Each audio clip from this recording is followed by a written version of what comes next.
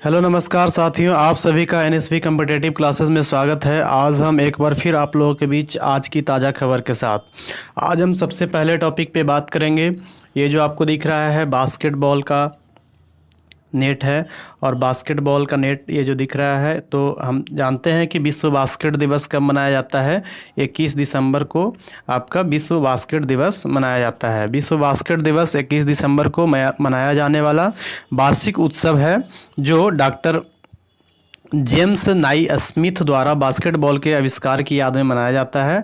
ये कब आविष्कार किए थे? 1896 ईस्वी में आविष्कार किए थे। चलिए आगे बात करते हैं। यह खेल विश्व स्तर पर सबसे लोकप्रिय और व्यापक रूप से प्रचलित खेलों में से एक बन गया है, जो लोगों को अपनी एथलेटिक क्षमता, खुशी और उत्साह से एकजुट करता है। कनाडाई शारीरिक शिक्षा शिक्षक डॉक्टर जेम्स नाई स्मिथ ने 21 दिसंबर 1891 को स्प्रिंगफील्ड, मैसाचुसेट्स, यूएसए में इंटरनेशनल YMCA ट्रेनिंग स्कूल में बास्केटबॉल का क्या किया था? आविष्कार किया था। चलिए, यह गेम सर्दियों के महीनों के दौरान छात्रों के सक्रिय रखने के लिए बनाया गया है। इसके बाद आगे देखते हैं अगले टॉपिक पे। तो lieutenant vice admiral Benoy Roy Chaudhuri, इनको वीर रत्न का पुरस्कार दिया गया, वीर चक्र का पुरस्कार दिया गया, इनको मरणोपरांत दिया गया। क्या नाम है? बेनॉय राय चौधरी। ये पहले भी हम चर्चा कर चुके हैं, तो चलिए रिवीजन के तौर पे भी इसको याद रखिए। क्या नाम है? बेनॉय राय चौधरी। तो 18 दिसंबर 2023 को एक समारोह में दिग्वंत वाइस एडमिरल बेनॉय राय चौधरी को उनकी युद्धकालीन बहादुरी और सेवा के लिए सम्मान में मरणोपरांत इनको वीर चक्र दिया गया है। आगे बात करते हैं। ये जो आपको दिख रहे हैं Poonam Khetrawal Singh, national order of merit gold medal से सम्मानित किया गया है। इनको national order of merit gold medal से सम्मानित किया गया है। क्या नाम है? पूनम खेत्रवाल सिंह। भूटान में सार्वजनिक स्वास्थ्य सेवाओं में उत्कृष्ट योगदान के लिए उल्लेखनीय के लिए विश्व स्वास्थ्य संगठन दक्षिण पूर्व एशिया की क्षेत्रीय निदेशक डॉक्टर पूनम खेत्रवाल सिंह को भूटान के नेशनल ऑर्डर ऑफ मेरिट से सम्मानित किया गया है। आगे देखते हैं। ये दिख रहे हैं नितिन गडकरी, जो कि आपकी सड़क एवं परिवहन मंत्री हैं, केंद्रीय कैबिनेट मंत्री हैं ये। और इनके द्वारा जानते हैं क्या है, वाहन सेवा जीवन प्रमाण पत्र प्रस्तुत करने के लिए एक मंच DGELV याद रखिएगा, DGELV लॉन्च किया है। केंद्रीय सड़क एवं परिवहन राज्य मार्ग मंत्री नितिन गडकरी ने वाहन सेवा जीवन प्रमाण पत्र प्रस्तुत के लिए एक मंच DGELV लॉन्च किया है। लॉन्च के लिए प्लेटफॉर्म के अनुसार वाहन के जीवन समाप्ति प्रमाण पत्र वाला कोई भी व्यक्ति अपना प्रमाण पत्र क्या कर सकता है? बेच सकता है। राष्ट्रीय वाहन स्क्रैपेज नीति एक चक्रीय अर्थव्यवस्था को बढ़ावा देने के लिए तैयार की गई है, जिसके बदले अधिक नौकरियां पैदा होगी। यह पॉलिसी पुराने वाहनों को स्क्रैप करने के बाद खरीदे गए नए वाहनों के लिए रोड टैक्स पर 25% की छूट प्रदान करेगी।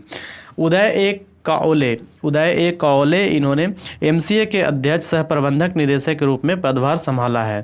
MCL के अध्यक्ष सह प्रबंध निदेशक। तो MCL का फुल फॉर्म क्या हो गया? महानदी कोलफील्ड लिमिटेड, इनके अध्यक्ष ये बने हैं।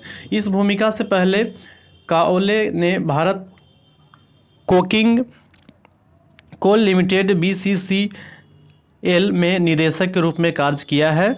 काओले इस पद पर कोयला खनन क्षेत्र में 36 वर्ष से अधिक का व्यापक तकनीकी और प्रशासनिक अनुभव रखते हैं।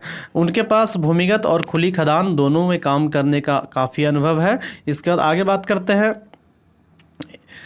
इरेडा और CMD प्रदीप कुमार दास को 13वें PSE उत्कृष्टता पुरस्कार में CMD द्वारा CMD ऑफ द ईयर का पुरस्कार दिया गया है। इरेडा के CMD प्रदीप कुमार दास को 13वें PSC उत्कृष्टता पुरस्कार में CMD ऑर्डर ऑफ ईयर पुरस्कार मिला है। यह उनकी दूसरी लगातार जीत है, जो नवीकरणीय ऊर्जा पहल को आगे बढ़ाने में असाधारण नेतृत्व को प्रदर्शन करती है।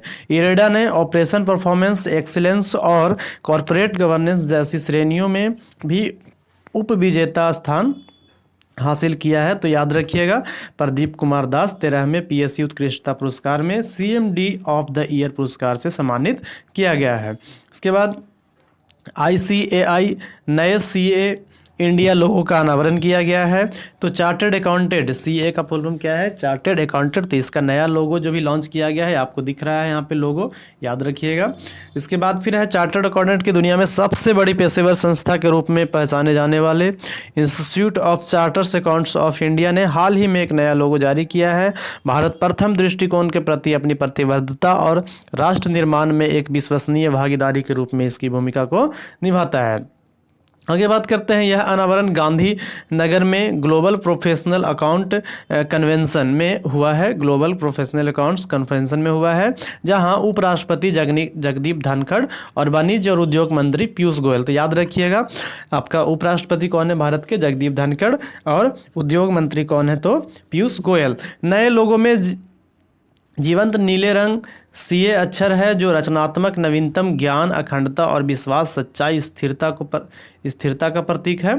और आगे जानते हैं कि हरियाणा के कुरुक्षेत्र में अंतर्राष्ट्रीय गीता महोत्सव शुरू हुआ है। तो ये कुरुक्षेत्र का आपको दिख रहा है मंदिर वगैरह, तो हरियाणा में है कुरुक्षेत्र, जहाँ पे आपका युद्ध भी हुआ था महाभारत का। तो पवित्र ग्रंथ गीता की महाआरती व महापूजन तथा गीता के श्लोकों का उच्चारण के बीच कुरुक्षेत्र के अंतर्राष्ट्रीय गीता महोत्सव का आगाज हो चुका है। इस आगाज के साथ ब्रह्म सरोवर के चारों तरफ पवित्र ग्रंथ गीता के श्लोकाचरण से पूरी फिजा ही गीतामय हो गई। इसके साथ ही उपराष्ट्रपति जगदीप धनखड़, मनोहर लाल, गीता मनीषी, स्वामी ज्ञानानंद ने पवित्र ग्रंथ गीता की आरती व महापूजन कर विधिवत रूप से 17 दिसंबर से 24 दिसंबर तक चलने वाली अंतर्राष्ट्रीय गीता महोत्सव 2023 का शुरुआत किया गया है। तो गीता महोत्सव 2023 कब से कब तक चलेगा? 17 दिसंबर से 24 दिसंबर के बीच में चलेगा। कहाँ पे चलेगा? तो हरियाणा के कुरुक्षेत्र में चलेगा। उत्तर प्रदेश पुलिस है ना, यूपी पुलिस अपना व्हाट्सएप चैनल शुरू किया है। तो उत्तर प्रदेश पुलिस ने अपने मुख्यालय और सभी जिला इकाइयों के लिए व्हाट्सएप चैनल लॉन्च करने वाली देश की पहली पुलिस बनकर सार्वजनिक पहुंच और पारदर्शिता बढ़ाने की दिशा में एक महत्वपूर्ण कदम उठाया है। इसके बाद इस पहल का उद्देश्य जिला पुलिस के सराहनीय कार्यों को परिचालित करना, आपराधिक और कानून व्यवस्था की घटनाओं में की गई कार्रवाइयों के बारे में समय पर जानकारी प्रदान करना है। तो व्हाट्सएप ग्रुप बना है तो तुरंत जानकारी मिलेगा, है ना। कोई भी ग्रुप से जुड़े रहेंगे तुरंत उसमें भेज देंगे, पुलिस को पता चल जाएगा। उत्तर प्रदेश के पुलिस महानिदेशक विजय कुमार के दूरदर्शी मार्गदर्शन में व्हाट्सएप चैनल की शुरुआत की गई है। तो बहुत अच्छी खबर है यूपी पुलिस के लिए। चंद्रयान 3 की सफलता के लिए इसरो को मिला लीफ एरिक्सन लूनर पुरस्कार। क्या मिला है आपका? लीफ एरिक्सन लूनर पुरस्कार। एकदम याद रखिएगा इसको, है ना। क्या है इसका? Leif Erikson lunar prize. Leif Erikson lunar prize ये 2023 का मिला। किस लिए मिला है?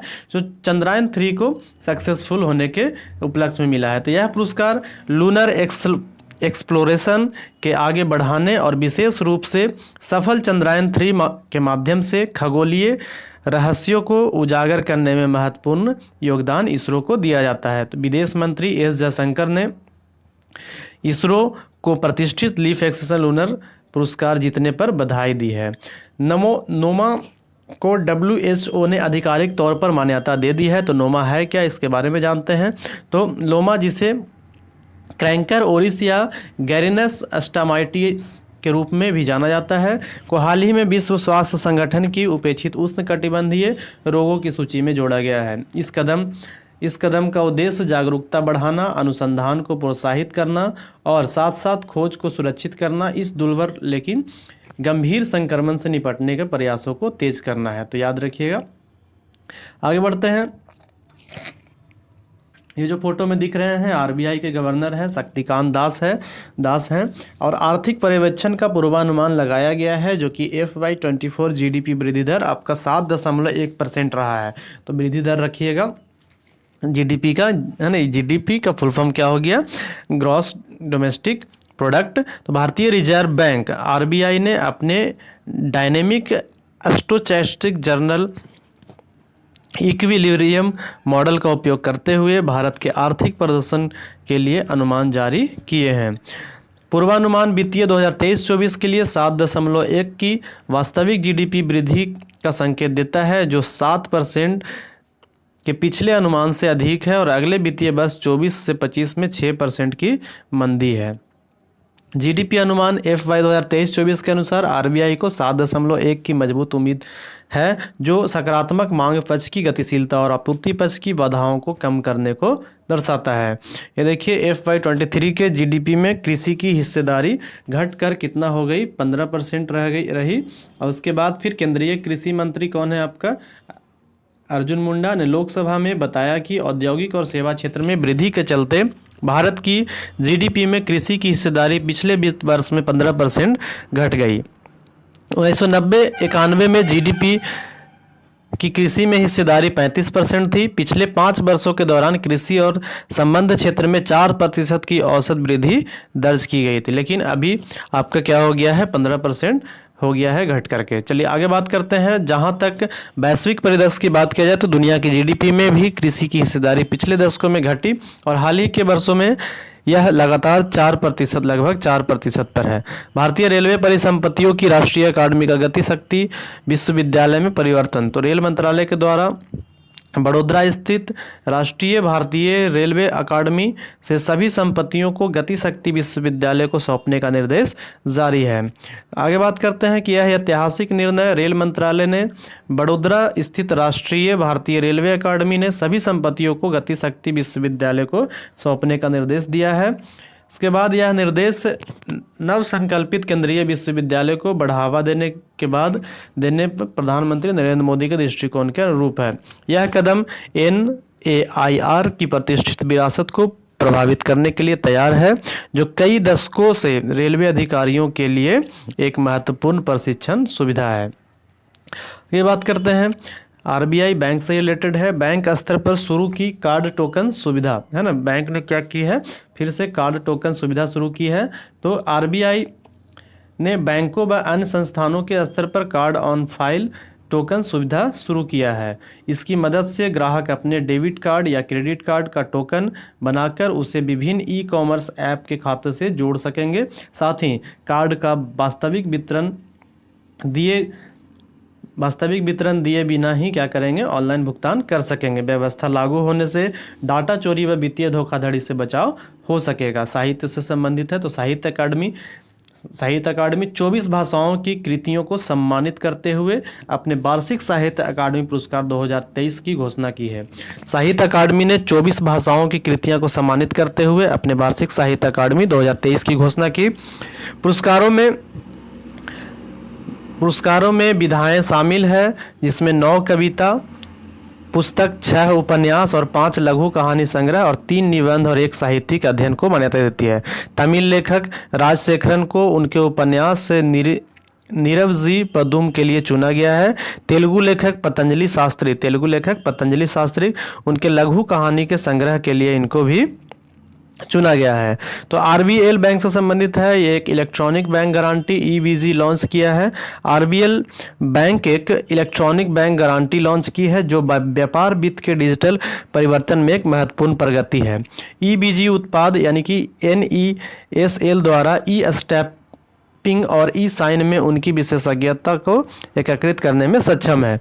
यह पारंपरिक भौतिक हस्ताक्षर और मुद्रांकन की आवश्यकता को समाप्त करता है और अधिक सुरक्षित और कुशल डिजिटल प्रारूप की ओर बढ़ता है। चलिए बहुत बहुत धन्यवाद। आज की ताज़ा खबर यहीं समाप्त हुआ और हम उम्मीद करते हैं कि आप इसको पसंद कर रहे होंगे और आपको पसंद करने के लिए बहुत बहुत धन्यवाद।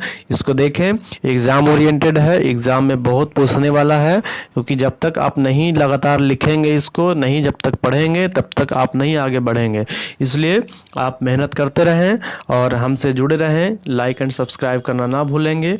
PDF चाहिए तो मेरे टेलीग्राम लिंक पे जाइए, वहाँ पे इंस्टाग्राम लिंक पे जाइए, वहाँ पे आपको टेलीग्राम लिंक पे जाइए, वहाँ आपको मिल जाएगा। चलिए धन्यवाद।